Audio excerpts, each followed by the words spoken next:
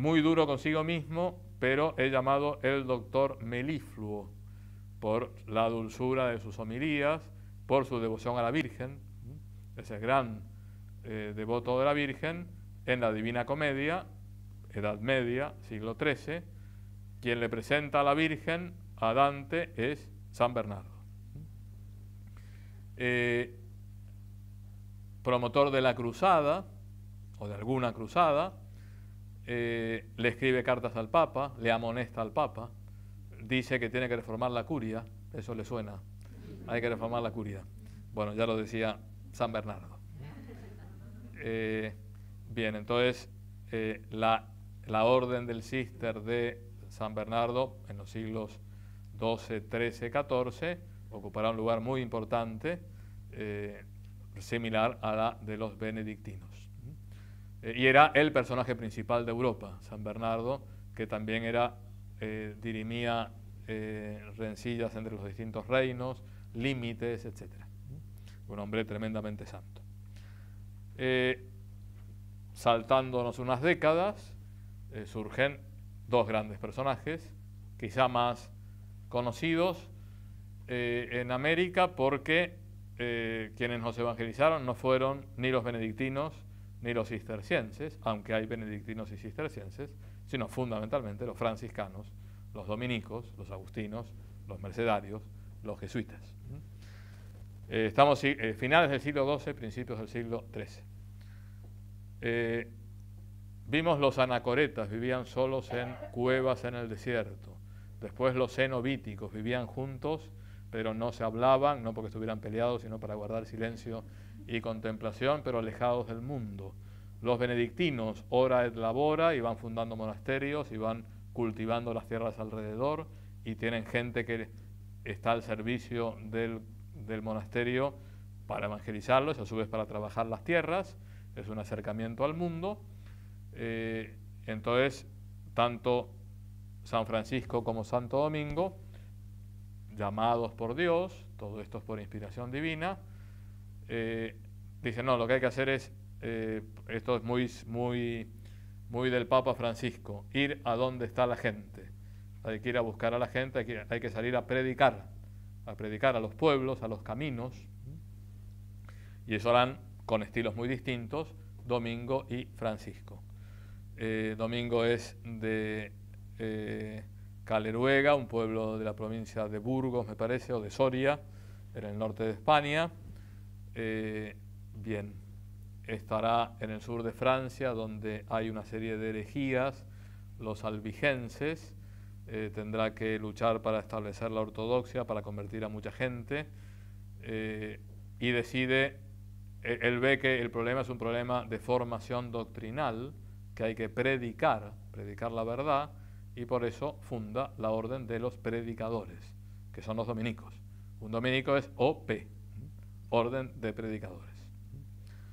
Y entonces que se dedicarán fundamentalmente a la predicación muy formada y al estudio. Es una orden dedicada fundamentalmente al estudio. De ahí surgirán nombres como, por ejemplo, Santo Tomás de Aquino.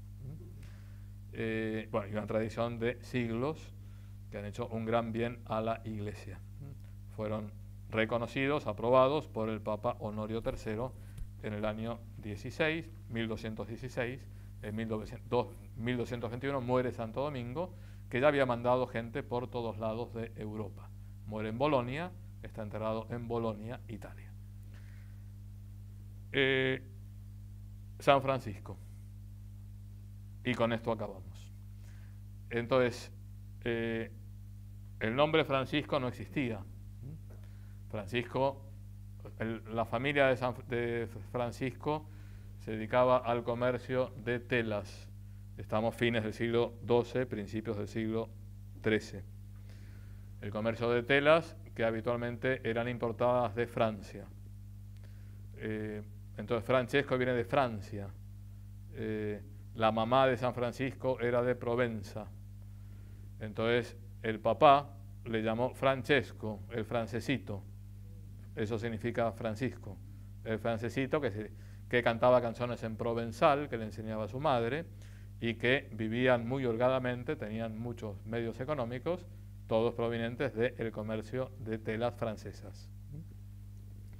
Bien, la juventud de Francisco es una juventud bastante alocada, sin llegar a ninguna cosa extrema. Participa en las luchas entre Asís. Asís es una población, ahora es una ciudad, de Umbría, como San Benito. Hay una lucha con Perugia en italiano.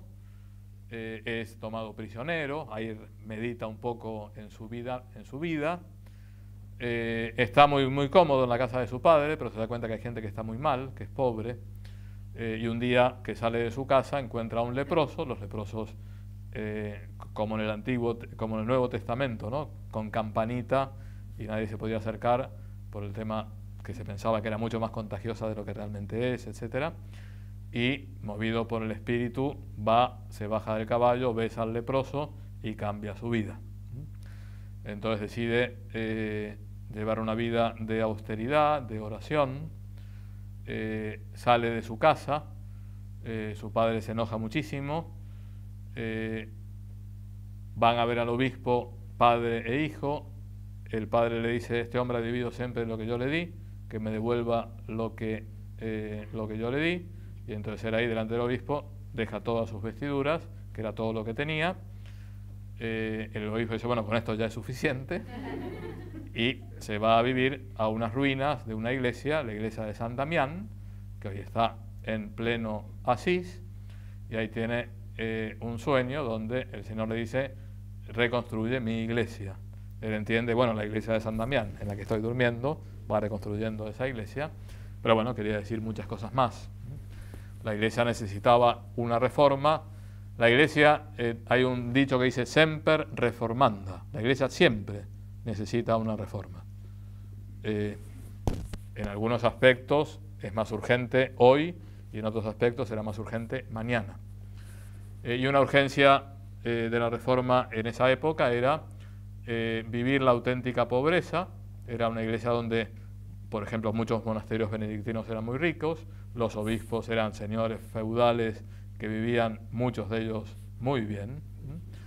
Estaba esa unión poder político, poder temporal, todo eso era bastante antievangélico, y bueno, ha sido el instrumento de Dios para devolver la pureza, la belleza de la pobreza evangélica a la iglesia.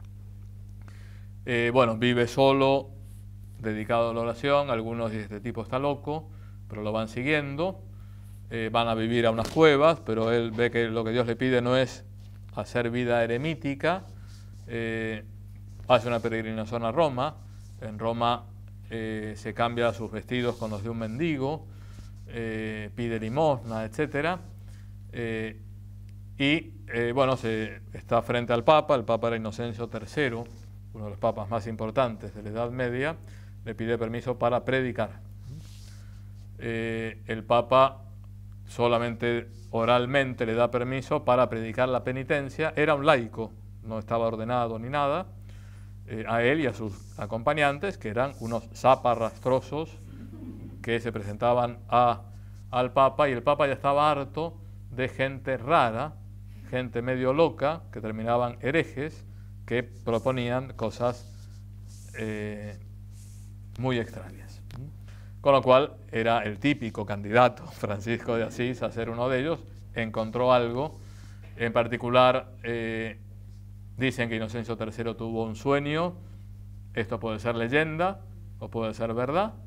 Yo como historiador no me creo casi nada, pero lo importante es que por lo menos después se creó la leyenda. Ahora, si fue histórico, bendito sea Dios. Cada uno que piense lo que le dé la gana. Estaba Inocencio III durmiendo en Letrán, catedral de Roma. Ahora hay gente que se escandaliza porque el Papa no vive en los apartamentos pontificios, sino en Santa Marta. Pero antes vivía en los apartamentos pontificios, y antes vivía en otro lado, y antes vivía en Letrán, y antes de Letrán vivía en otro lado. Entonces, ¿qué pasa? ¿Qué problema hay? Es que no se puede cortar una tradición. Hay muchas tradiciones que se pueden cortar, y la tradición de los apartamentos pontificios es una tradición muy humana, sin ninguna importancia y muy breve en el tiempo. la catedral de Roma no es San Pedro, es Letrán. Por eso el Papa tomó posesión de Roma el otro día, en la Basílica de Letrán, que es mucho más importante que San Pedro, desde un punto de vista teológico, aunque es mucho más importante desde un punto de vista cultural, artístico o folclórico San Pedro. Entonces, bueno, vio que se venía abajo la Basílica de Letrán y ve una persona que recuerda que era ese loco que se le presentó, que sostiene la iglesia y que la vuelve a reconstruir, con lo cual le da permiso por las dudas, y se le da permiso para predicar. Bien, entonces, bueno, va teniendo cada vez más seguidores. Francisco se ordena de diácono, nunca de sacerdote, nunca celebró misa, porque se consideraba indigno, y dedicó toda su vida a ir por los caminos de Europa, fundamentalmente de Italia. Llegó a predicar el Evangelio al sultán musulmán en una cruzada, menos mal que no lo mataron, y predicaban con total pobreza, con lo poco que sabían, porque tampoco era gente muy formada. Primero le tiraban piedras cuando iba a un pueblo, etcétera. Los chicos se morían de risa y poco a poco iban escuchando lo que decía y fue convirtiendo a media Europa. Entonces, él nunca quiso organizar la orden franciscana. En ese sentido era muy carismático. Se hizo muy amigo de un cardenal, el cardenal Ugolino, gracias a Dios, me parece, que fue el que dijo, no, esto se te va a desmadrar, como de hecho se desmadró muchas veces. Grandes grupos de franciscanos que se fueron de la orden principal y cayeron en la herejía. Entonces, bueno, hay que poner un reglamento, tienen que vivir una serie de cosas. Hay que pensar en el estudio, él no quería saber nada con que los franciscanos estudiaran. Gracias a Dios hubo presión y la Santa Sede, el Papa, los obligó a estudiar. Pero Francisco siempre sufriendo todo eso como grandes pruebas que le ponía Dios, porque eso no lo terminaba de ver. Pobreza absoluta y total. No podían tocar siquiera el dinero. Bueno, entonces esto dio nuevos aires a la iglesia, fue una maravilla, fueron decenas de miles los franciscanos en pocos años, en pocas décadas, por así decirlo, fueron por toda Europa y después fueron los grandes evangelizadores de América, juntos con los dominicos, después los mercedarios y un poquito más tarde llegan los jesuitas. Bien, entonces un hombre poético, pero tremendamente santo. Uno decía, qué lindo San Francisco hablándole a los pajaritos, pero vivía con mucha penitencia, o sea, con una vida tremendamente exigente, y así quería que fueran sus seguidores. Después ya la segunda generación tuvo una regla y fue un poco más mitigado, aunque siempre muy exigente. Pero ya en la segunda generación hubo personas que exageraron el tema de la pobreza y terminaron fuera de la iglesia. Uno de los ministros generales de la orden termina fuera de la iglesia, de los primeros sucesores de San Francisco. Bien, entonces, vida de santidad, gran poeta. Ya cuando estaba retirado de la orden, era otro el ministro general. En una montaña recibe los estigmas, es decir, las heridas del Señor en la pasión, y el último año de su vida la pasa muy mal, en el sentido que tiene como una oscuridad en su alma, la noche oscura del alma, después hablará San Juan de la Cruz, pero los últimos meses descubre el sentido de todo eso y estalla en alegría.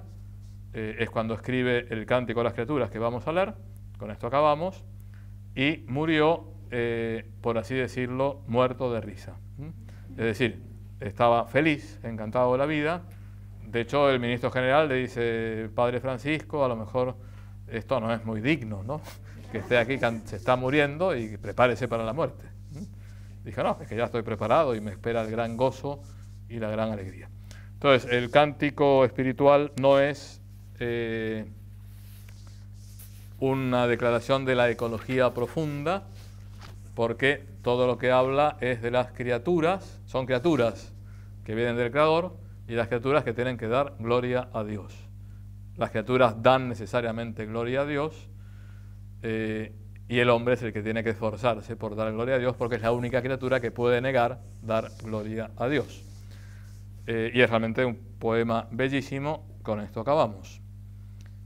Altísimo, omnipotente, buen Señor, tuyas son las alabanzas, la gloria y el honor y toda bendición. A ti solo, Altísimo, te corresponden, y ningún hombre es digno de pronunciar tu nombre. Loado seas, mi Señor, con todas tus criaturas, especialmente el Señor hermano Sol. Eres el día y por él nos alumbras, y es bello y radiante y con gran esplendor. De ti, Altísimo, lleva significación. Loado seas, mi Señor, por la hermana luna y las estrellas.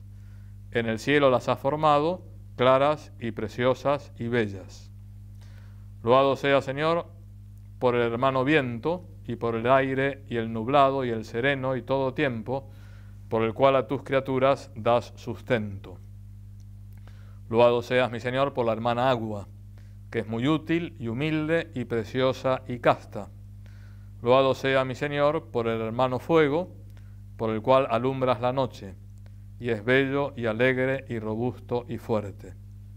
Loado seas, mi Señor, por nuestra hermana la Madre Tierra, que nos sustenta y gobierna, y produce distintos frutos, con flores de colores y hierbas.